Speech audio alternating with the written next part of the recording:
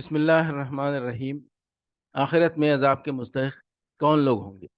فہرست موضوعات تفہیم القرآن، جلد سوم، عنوان آخرت، صفحہ 31، سورہ کہف، آیات 52-53۔ وَيَوْمَ يَقُولُ نَادُوا شُرَكَائِيَ الَّذِينَ زَعَمْتُمْ فَدَعُوهُمْ فَلَمْ يَسْتَجِيبُوا لَهُمْ وَجَعَلْنَا بَيْنَهُمْ مَوْبِقًا وَرَأَى الْمُجْرِمُونَ النَّارَ فَظَنُّوا أَنَّهُمْ مُوَاقِعُوهَا وَلَمْ يَجِدُوا عَنْهَا مَصْرِفًا۔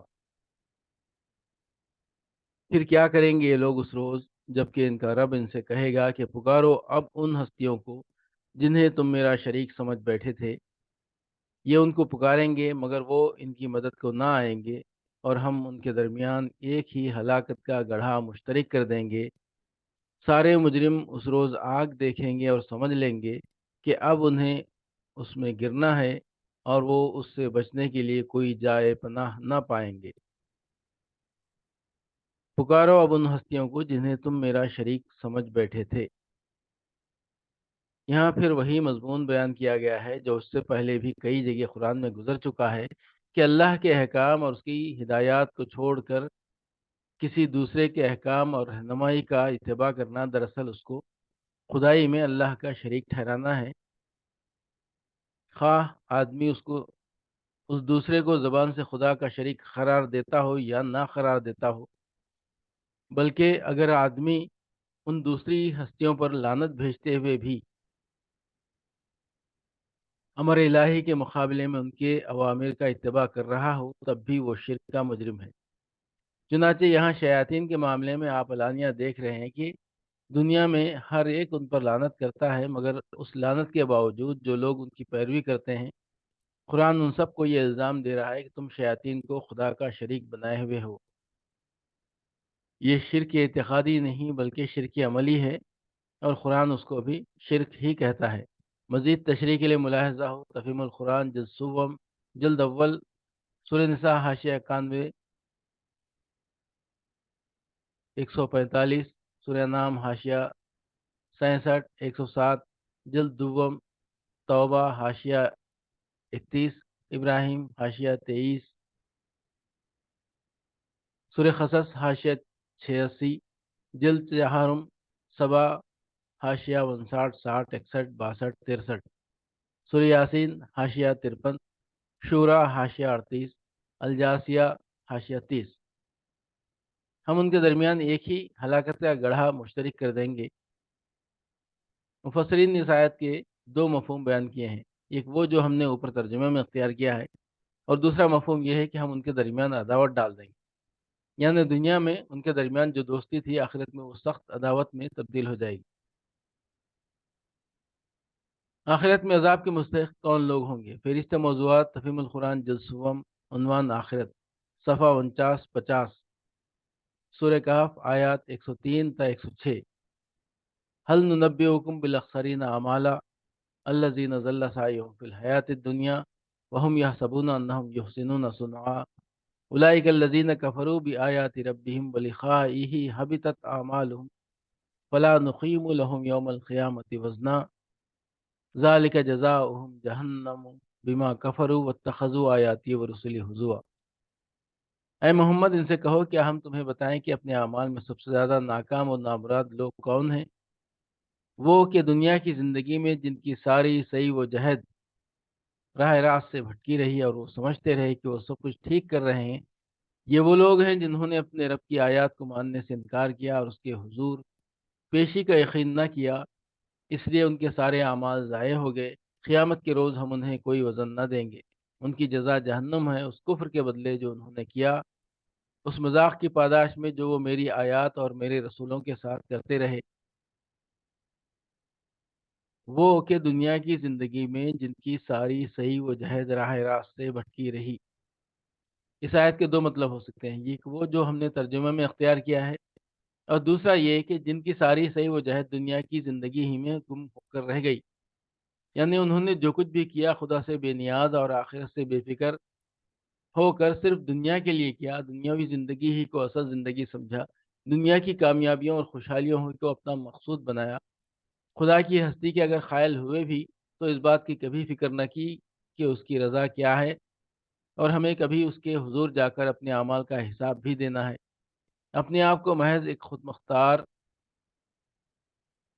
وہ غیر ذمہ دار حیوان عاقل سمجھتے رہے، جس کے لیے دنیا کی اس چراگاہ سے تمتع کے سوا اور کوئی کام نہیں ہے۔ قیامت کے روز ہم انہیں کوئی وزن نہ دیں گے، یعنی اس طرح کے لوگوں نے دنیا میں خواہ کتنے ہی بڑے کارنامے کیے ہوں، بہرحال وہ دنیا کے خاتمے کے ساتھ ہی ختم ہو جائیں گے۔ اپنے خسر اور محلات، اپنی یونیورسٹیاں اور لائبریریاں، اپنے کارخانے اور معمل، اپنی سڑکیں اور ریلیں، اپنی ایجادیں اور صنعتیں، اپنے علوم و فنون اور اپنی آرٹ گیلریاں اور دوسری وہ چیزیں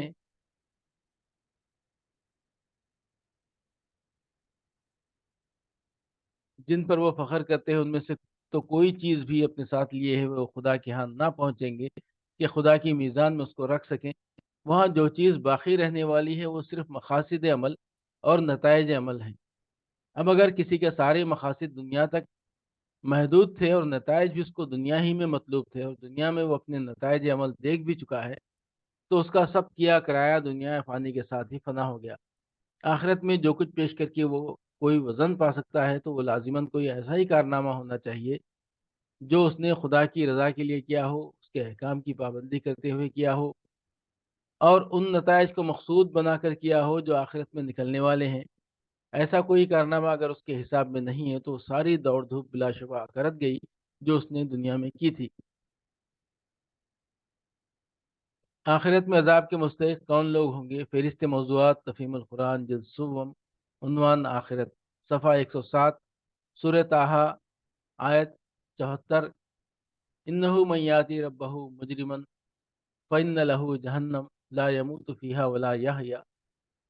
حقیقت یہ ہے کہ جو مجرم بن کر اپنے رب کے حضور حاضر ہوگا، اس کے لیے جہنم ہے جس میں وہ نہ جیے گا نہ مرے گا۔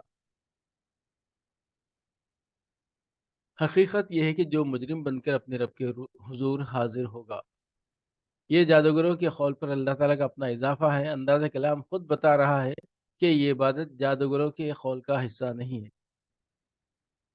اس کے لیے جہنم ہے جس میں وہ نہ جیے گا نہ مرے گا۔ سورہ طٰہٰ، حاشیہ نمبر 51۔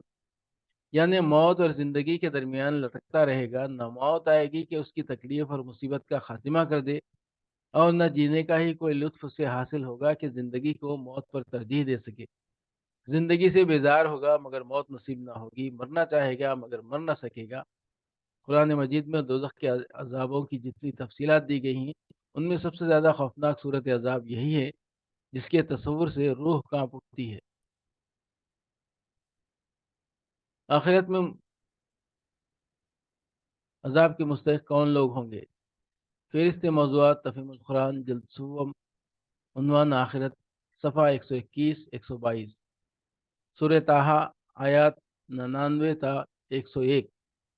کذالک نقص علیک من انباء ما قد سبق وقد آتیناک من لدنا ذکرا من اعرض عنہ فإنہ یحمل یوم القیامۃ وزرا۔ اس طرح اے محمد، اس طرح ہم پچھلے گزرے ہوئے حالات کی خبریں تم کو سناتے ہیں، اور ہم نے خاص اپنے ہاتھ سے تم کو ایک ذکر، درس نصیحت عطا کیا ہے۔ جو کوئی اس سے منہ موڑے گا وہ قیامت کے روز سخت بار گناہ اٹھائے گا۔ سب لوگ ہمیشہ اس کے وبال میں گرفتار رہیں گے، اور قیامت کے دن ان کے لیے اس جرم کی ذمہ داری کا بوجھ بڑا تکلیف دہ بوجھ ہوگا۔ اس میں پہلی بات تو یہ بتائی گئی کہ جو شخص اس درس نصیحت یعنی قرآن سے منہ موڑے گا اور اس کی ہدایت و رہنمائی قبول کرنے سے انکار کرے گا، وہ اپنا ہی نقصان کرے گا۔ محمد صلی اللہ علیہ وسلم اور ان کے بھیجنے والے خدا کا کچھ نہ بگاڑے گا۔ اس کی یہ حماقت دراصل اس کی خود اپنے ساتھ دشمنی ہوگی۔ دوسری بات یہ بتائی گئی ہے کہ کوئی شخص جس کو قرآن کی یہ نصیحت پہنچے اور اسے قبول کرنے سے پہلو تہی کرے، اور پھر وہ اسے قبول کرنے سے پہلو تہی کرے، آخرت میں سزا پانے سے بچ نہیں سکتا۔ آیت کے الفاظ عام ہیں، کسی قوم، کسی ملک، کسی زمانے کے ساتھ خاص نہیں ہے۔ جب تک یہ قرآن دنیا میں موجود ہے، جہاں جہاں جس ملک اور قوم کہ جس شخص کو بھی یہ پہنچے گا اس کے لیے دو ہی راستے کھلے ہوں گے، تیسرا کوئی راستہ نہ ہوگا۔ یا تو اس کو مانے اور اس کی پیروی اختیار کرے، یا اس کو نہ مانے اور اس کی پیروی سے منہ موڑ لے۔ پہلا راستہ اختیار کرنے والے کا انجام آگے آ رہا ہے۔ اور دوسرا راستہ اختیار کرنے والے کا انجام یہ ہے جو اس آیت میں بتا دیا گیا ہے۔ آخرت میں عذاب کے مستحق کون لوگ ہوں گے؟ فہرست موضوعات تفہیم القرآن جلد سوم، عنوان آخرت، صفحہ 186، سورہ انبیاء آیت 97۔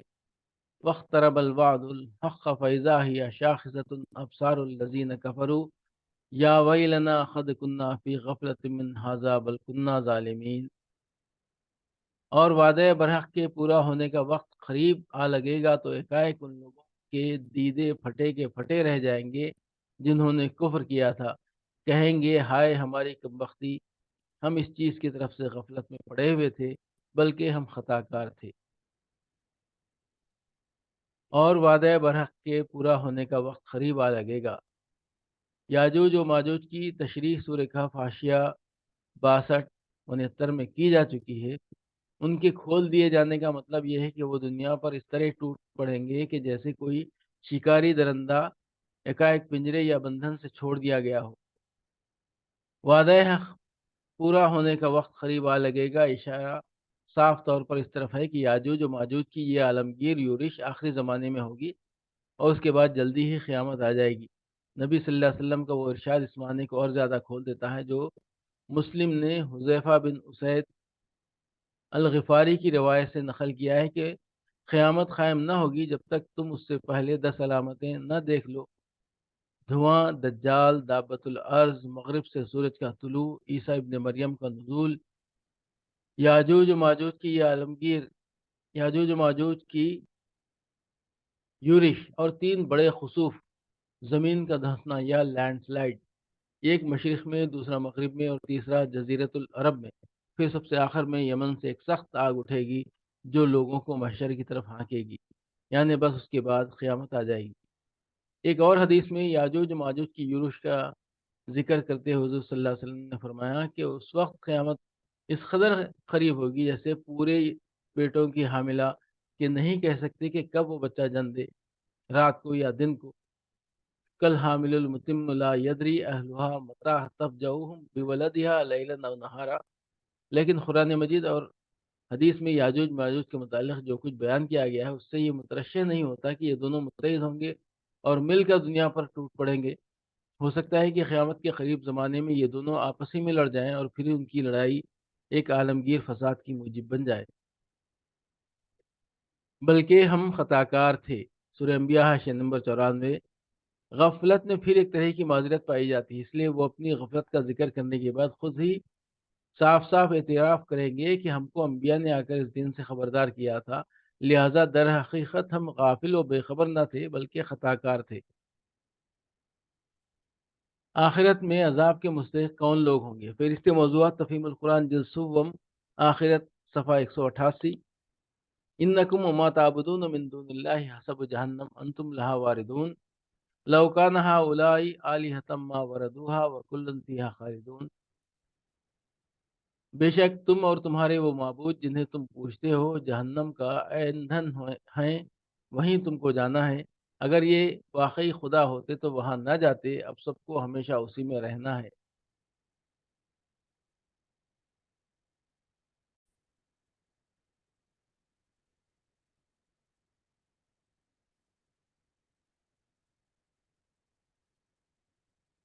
وہیں تم کو جانا ہے، سورۃ الانبیاء حاشیہ نمبر 95۔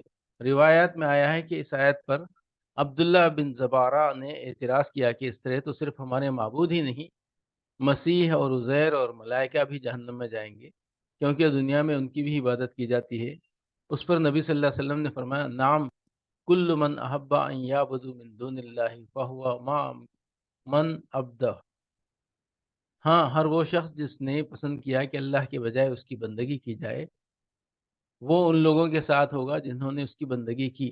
اس سے معلوم ہوا کہ جن لوگوں نے خلق خدا کو خدا پرستی کی تعلیم دی تھی اور لوگ انہی کو معبود بنا بیٹھے، یا جو غریب اس بات سے بالکل بے خبر ہیں کہ دنیا میں ان کی بندگی کی جا رہی ہے اور اس فعل میں ان کی خواہش اور مرضی کا کوئی دخل نہیں ہے، ان کے جہنم میں جانے کی کوئی وجہ نہیں، کیونکہ وہ اس شرک کے ذمہ دار نہیں ہیں۔ البتہ جنہوں نے خود معبود بننے کی کوشش کی اور جن کا خلق خدا کے اس شرک میں واقعی دخل ہے، وہ سب اپنے عابدوں کے ساتھ جہنم میں جائیں گے۔ اسی طرح وہ لوگ بھی جہنم میں جائیں گے جنہوں نے اپنی اغراض کے لیے غیر اللہ کو معبود بنوایا، کیونکہ اس صورت میں مشرکین کے اصلی معبود وہی قرار پائیں گے، نہ کہ وہ جن کو ان اشرار نے بظاہر معبود بنوایا تھا۔ شیطان بھی اسی ذیل میں آتا ہے، کیونکہ اس کی تحریک پر جن ہستیوں کو معبود بنایا جاتا ہے، اصل معبود وہ نہیں بلکہ خود ہوتا ہے جس کی امر کی اطاعت میں یہ فعل کیا جاتا ہے۔ اس کے علاوہ پتھر اور لکڑی کے بتوں اور دوسرے سامان پرستش کو بھی مشرکین کے ساتھ جہنم میں داخل کیا جائے گا، تاکہ وہاں پر آتش جہنم کے اور زیادہ بھڑکنے کا سبب بنے، اور یہ دیکھ کر انہیں مزید تکلیف ہو کہ جن سے وہ شفاعت کی امیدیں لگائے بیٹھے تھے وہ ان پر الٹے عذاب کی شدت کی موجب بنے ہوئے ہیں۔